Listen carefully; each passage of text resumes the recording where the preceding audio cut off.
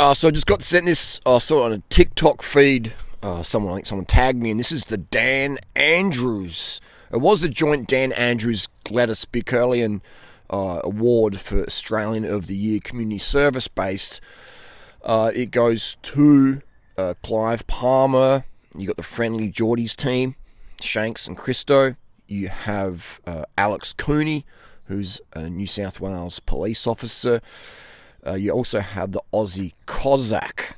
These four groups here were voted in the finals for the Dan Andrews Community Service Award. If you don't know who these four people are, we could list it in the comments, and maybe someone can tag their channels, etc. They're doing some great community service there, and they are awarded by Dan Andrews, potentially as finalists in the Dan Andrews 2021 Community Service Award of the Year. Personally, I think all four of them, there's five if you include Christo, should get an award, because I think they've all done outstanding community service awards this year. And it's good to see someone like Dan Andrews, Danny Boy Andrews, acknowledge that.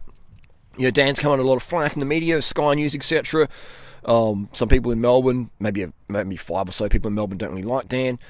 Most people do. I think Dan's done a really, really sterling job this year. You know, just really, Melbourne's become the most locked down city in the world, and I think that's good. You know what I mean? Like, this is a serious pandemic right now. This is serious. You know what I mean? My 400-pound neighbour was in hospital in ICU. You know what I mean? This is serious. This is affecting the healthy people. He's only like 31. You know what I mean? Big boy Benny, and he's solid. He's robust. He's big boy. Nothing to do. This has got nothing to do with he's perfectly healthy. He eats very very healthy diet. Has a green juice and stuff here and there. He's very healthy. So this is very serious. I think though, Dan Andrews probably should have kept the lockdown going a bit longer. I think maybe he felt pressured by Gladys, who is taking a bit of a holiday recently, not because of any corruption going on there. No. It's politicians aren't corrupt in Australia. Definitely not. But I think it's good. Anyway, I'm even thinking of moving back to Melbourne. You know, I would love to be under Dan Andrews' rule. I mean, I think he's a fantastic leader. I'm tossing up between, Dan Andrews, Mark McGowan. I think Dan Andrews really, in terms of dictatorship, healthy dictatorship, good. This is like Dan Andrews cares about your health. Like, there's no doubt about it. Dan Andrews cares about your health. Some people lost work because of this. Dan Andrews like, hey mate, you're going to work at my office. He's paying people. He's like, I'll give you I'll pay your rent for the year, mate. I'm minted, mate. I'll pay your rent. It's all good. Chuck your tent in my front yard. No worries, mate. We got you back. Dan Andrews absolutely cares about the community. Like, without question, he cares so much about the community. Yeah, he does. Definitely. So I'm thinking of moving back to Melbourne. You know what I mean? Footscray, Durack, those places, mate. Classic Melbourne, iconic suburbs, mate. You got the characters of Footscray, you got the pretentious snub nose of coke addicts of Durack Gardens. It's good. Just like a good mix there. So definitely thinking going back. Why wouldn't you want to live in Victoria right now? And Dan Andrews got new rules coming in soon. I mean, like partay. You know what I mean? That's great.